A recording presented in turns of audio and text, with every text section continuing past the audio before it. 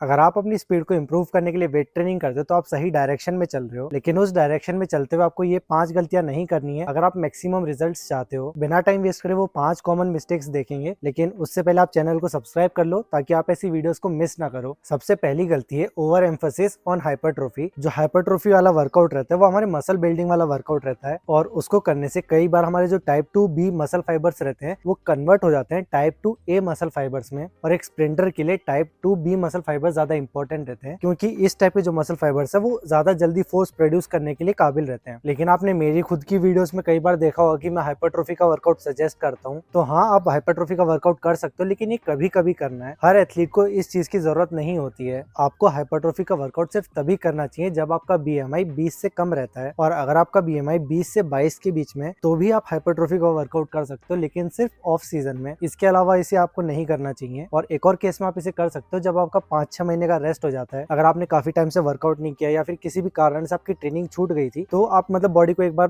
फिर से स्टिमुलस देने के लिए एक बार हाइपरट्रोफी का वर्कआउट कर सकते हो, लेकिन उस केस में भी आपको ज्यादा टाइम तक नहीं करना है, 2-3 हफ्ते मैक्सिमम। अब आपको पता कैसे चलेगा कि आप हाइपरट्रोफी वाला वर्कआउट कर रहे हो या नहीं कर रहे हो? अगर आप जिम में ज्यादातर एक्सरसाइजेस में 8 से 15 के बीच में रेपिटेशंस लगा रहे हो और 3 से 4 सेट्स कर रहे हो और सेट्स के बीच में ज्यादा रेस्ट नहीं ले रहे हो, आधा मिनट या फिर 90 सेकंड इतना ही कम रेस्ट ले रहे हो, तो इसका मतलब है कि आप हाइपरट्रोफी के लिए ट्रेन कर रहे हो। स्पीड बढ़ाने के लिए हमें मसल बिल्डिंग से ज्यादा ध्यान स्ट्रेंथ और पावर को डेवलप करने पे देना चाहिए। और स्ट्रेंथ और पावर डेवलप करने के लिए एक फैक्टर रहता है मसल बिल्ड करना, और स्ट्रेंथ और पावर एक एथलीट की कितनी है वो काफी हद तक उस एथलीट की मसल्स पे डिपेंड करेगी, लेकिन हमारा पूरा ध्यान सिर्फ वो मसल बिल्ड करने पे नहीं होना चाहिए। दूसरी कॉमन मिस्टेक होती है पावर को ट्रेन ना करना। अब पावर को ट्रेन हम कैसे करेंगे? पावर को ट्रेन करने के लिए आपको बहुत ज्यादा हैवी वेट यूज नहीं करना है। आप 70-80% का वेट यूज करते हो, लेकिन उसको आप जितना हो सके उतना तेज लिफ्ट करने की कोशिश करते हो। अकेले वजन उठाने से आपकी स्पीड नहीं बढ़ेगी। जब आप उस वजन को स्पीड में उठाने की कोशिश करोगे, उस चीज से आपकी स्पीड बढ़ेगी। अपनी पावर को इंप्रूव करने के लिए आप कुछ एक्सरसाइजेस कर सकते हो, जैसे कि quarter squats, trap bar jumps, clean, snatch, push press, hip thrust और भी बहुत सारी। और आप किसी एक स्ट्रेंथ एक्सरसाइज को भी पावर में कन्वर्ट कर सकते हो। एग्जांपल के लिए बेंच प्रेस। बेंच प्रेस एक स्ट्रेंथ एक्सरसाइज है, लेकिन अगर आप 70-80% वेट पे 2 या 3 रेप करोगे, वो भी थोड़ा स्पीड में, तो ये एक्सरसाइज आपकी पावर को डेवलप करने में भी हेल्प करेगी। अब पावर ट्रेनिंग करते टाइम एथलीट्स को एक बहुत ही कॉमन प्रॉब्लम फेस करनी पड़ती है, और वो ये होती है कि जिन जिम में आप जा रहे हो वो इस चीज को अलाउ नहीं करते हैं। काफी बार जिम का ट्रेनर आके आपको बोलेगा कि ये चीजें मत करो यहाँ पे। तो उस केस में अगर आपको सही में इंप्रूव करना है, वो जिम छोड़ दो, आप किसी अच्छे जिम में जाके ये चीजों को करो, क्योंकि एक बार आपकी स्ट्रेंथ डेवलप हो गई उसके बाद यही चीजें आपको हेल्प करेंगी अपने ट्रैक पे स्पीड को लाने में। और आपके घर के पास में ऐसा कोई जिम मिल ही नहीं रहा है आपको जहाँ पे आप ये चीजें कर पाओ, तो फिर आपको ट्रैक पे ही अपनी पावर को डेवलप करना चाहिए। उसके लिए आप शॉर्ट पुट थ्रोस कर सकते हो। अगर आप चाहते हो कि बिना जिम जाए अपनी पावर को कैसे इंप्रूव करें, इसके ऊपर मैं कोई एक वीडियो बनाऊं, तो आप मुझे कमेंट सेक्शन में बता सकते हो। बाकी जो तीसरी कॉमन गलती है वो है प्रोग्रेसिव ओवरलोड ना करना। प्रोग्रेसिव ओवरलोड का मतलब रहता है कि हर सेशन को हम पिछले सेशन के कंपैरिजन में ज्यादा बेटर करें, और इसके काफी अलग अलग तरीके हो सकते हैं। एग्जाम्पल के लिए आज आपने 100 किलो से 3 रेप करे स्क्वाट्स में। अब अगले हफ्ते इसको अगर हमें प्रोग्रेसिवली ओवरलोड करना है तो अलग अलग मेथड्स हैं। पहला है कि आप अगले हफ्ते 105 या 110 किलो से 3 रेप करो, तो ऐसे में प्रोग्रेसिव ओवरलोड हो जाएगा। एक और तरीका है कि आप अगले हफ्ते 100 ही किलो उठाओ, लेकिन उसको आप 4 या फिर 5 रेप के लिए उठा लो, तो ये भी सही है। आप एक और चीज कर सकते हो कि आप 100 किलो से 3 रेप ही करोगे अगले हफ्ते, लेकिन अगले हफ्ते जब आप ये करोगे तब आप नीचे से ऊपर थोड़ा ज्यादा फास्ट आओगे। हो सकता है कि आज आपने जब स्क्वाट किया तो नीचे से ऊपर आते हुए आप थोड़ा सा ग्राइंड कर रहे थे, आप स्लोली ऊपर आ रहे थे, लेकिन अगले हफ्ते जब आप करोगे तब आप थोड़ा सा और तेज आने की कोशिश करना। अगर आप आज के मुकाबले ज्यादा तेज आओगे अगले हफ्ते, तो वो भी प्रोग्रेसिव ओवरलोड होगा। हो सकता है कि आज के वर्कआउट में आपने प्री वर्कआउट लिया होगा या फिर कॉफी लिया होगा, कोई भी एक स्टिमुलेंट लिया होगा जिससे आपकी बॉडी अलर्ट फील कर रही थी, तो अगले हफ्ते आप कोशिश कर सकते हो कि उसका डोज कम कर दो, या फिर हो सके तो बिना प्री वर्कआउट लिए सेम उतना ही वेट उतने ही रेप के लिए उठाने की कोशिश करना। अगला एक और तरीका है कि आप अगले हफ्ते ट्राई कर सकते हो थोड़ा और नीचे जाने का। हो सकता है कि इस बार आप पूरा नीचे नहीं गए होंगे। तो ये अलग अलग तरीके हैं प्रोग्रेसिव ओवरलोड करने के, और आपको हर वीक कोशिश करना है कि आप इस हफ्ते से अच्छा कर पाओ, क्योंकि अगर आप नहीं करोगे तो कोई और अच्छा करेगा, कोई और अपनी परफॉर्मेंस को बढ़ाएगा। हमारे पास टाइम लिमिटेड है, हमें कुछ टाइम के लिए ही स्पोर्ट्स करना है, तो हर हफ्ते का हर एक सेशन हमें इस इंटेंसिटी के साथ करना चाहिए कि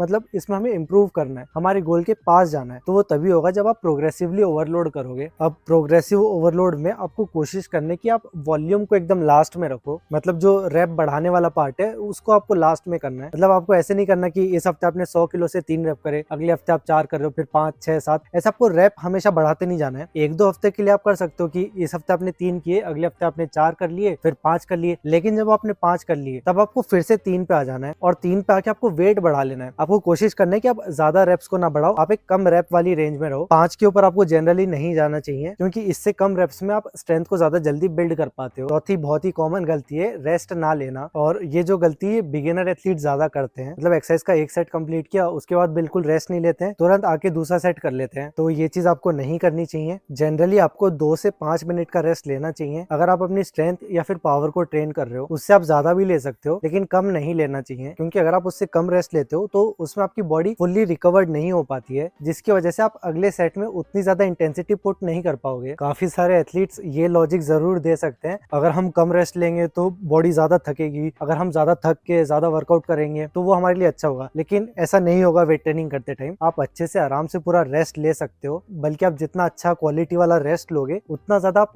पुश कर पाओगे अगले सेट में। जनरली अगर आपको अपनी स्पीड बढ़ानी है तो जो वेट ट्रेनिंग वाला सेशन है वो करने के बाद आपकी हालत खराब नहीं होनी चाहिए। आपको ऐसा फील नहीं होना चाहिए कि अरे आज तो बहुत ज्यादा थक गए, खत्म हो गया आज तो, बल्कि आपको वो वर्कआउट करने के बाद और पावरफुल फील होना चाहिए। आपको लगना चाहिए कि हाँ अब मेरी बॉडी में एनर्जी है, अब मैं ज्यादा स्ट्रॉन्ग फील कर पा रहा हूँ, आपको ऐसा लगना चाहिए। कुछ कुछ वर्कआउट टाइप्स इसके एक्सेप्शन हो सकते हैं। अब इसके बाद में 5वीं सबसे कॉमन गलती है रॉन्ग एक्सरसाइज सिलेक्शन। हम वेट ट्रेनिंग करते टाइम गलत गोल्स सिलेक्ट कर लेते हैं। अलग अलग एथलीट्स के अलग अलग गोल के हिसाब से जो एक्सरसाइजेस रहती है वो भी चेंज होंगी। जैसे कुछ एग्जाम्पल है मूवमेंट के। अगर आपका गोल है कि आपको अपनी अपर बॉडी में स्ट्रेंथ डेवलप करनी है ताकि आपका आर्म एक्शन पावरफुल हो जाए, तो उसमें नॉर्मल श्रग्स करने से अच्छा ऑप्शन रहेगा ट्रैप बार वाले श्रग्स करना। रॉड पे बाइसेप कर्ल करने से अच्छा है हैमर कर्ल। ट्राइसेप की स्ट्रेंथनिंग करनी है तो ट्राइसेप पुश डाउन से अच्छा रहेगा बार डिप्स कर लो। तो यहाँ पे आप देख सकते हो कि हमारा जो गोल है हमें उससे रिलेटेड मूवमेंट्स को रखना चाहिए। इसके अलावा अगर आपका स्पीड सीजन चल रहा है तो उसमें आपको लेग एक्सटेंशन या लेग कर्ल जैसी एक्सरसाइजेस पे ज्यादा ध्यान नहीं देना चाहिए। भले ये दोनों मसल्स हमारी लेग्स की हैं और ये हमारे लिए इंपॉर्टेंट है, लेकिन अगर हमारा मेन गोल है स्पीड को इम्प्रूव करना और हमारा कॉम्पिटिशन है इन सीजन है, तो उस टाइम पे ये चीज ज्यादा हेल्प नहीं करेंगी। क्योंकि जो स्प्रिंटिंग है वो हिप डोमिनेंट रहता है, जिसमें हमारे क्वाड्स का मेन गोल रहता है हमारे लेग्स को स्टेबलाइज करना। स्पीड सीजन में हमें वैसे ही कम वॉल्यूम को ट्रेन करना रहता है। अब वो जो कम वॉल्यूम हमें करना है उसमें आप ये सब एक्सरसाइजेस भर लोगे तो फिर जो मेन एक्सरसाइजेस रहेंगी उनके लिए जगह नहीं बचेगी। बाकी स्प्रिंटिंग के टाइम हमारी हैमस्ट्रिंग की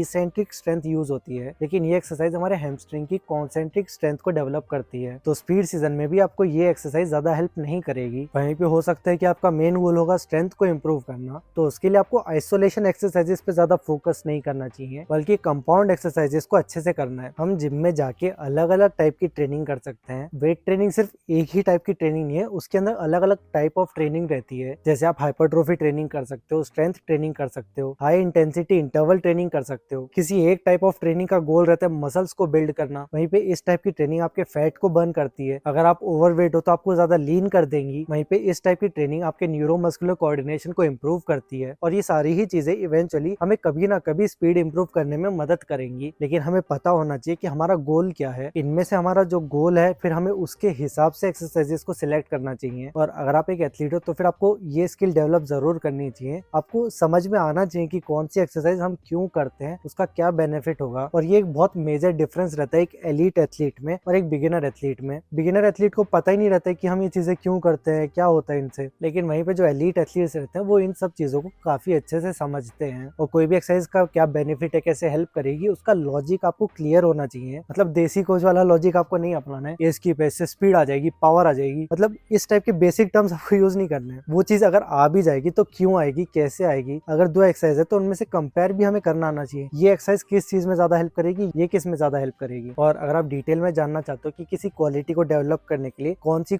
एक्सरसाइज हम कर सकते हैं, कैसे हम अलग अलग वेरिएशंस बना सकते हैं एक्सरसाइजेस के, तो उसके लिए आप ये वीडियो देख सकते हो। इसमें मैंने पूरे महीने की एकेडमी की ट्रेनिंग को डॉक्यूमेंट किया है और मैंने आपको काफी सारी एक्सरसाइजेस के बारे में बताया कि हम कौन सी एक्सरसाइज कर सकते हैं किस किस चीज को डेवलप करने के लिए। अब हम अगले वीडियो में मिलेंगे, तब तक के लिए बाय बाय और आपकी ट्रेनिंग के लिए ऑल द बेस्ट।